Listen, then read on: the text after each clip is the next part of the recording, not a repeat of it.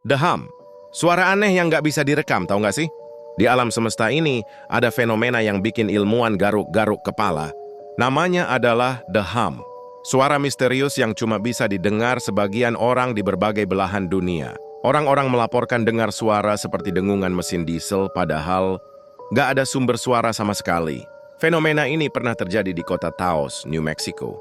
Bahkan pemerintah sampai turunin tim investigasi, tapi hasilnya nihil. Suara itu real tapi nggak bisa direkam. Diperkirakan cuma sekitar 2% orang yang bisa mendengarnya. Ada yang bilang ini efek gelombang radio, gangguan telinga, sampai teori konspirasi alien.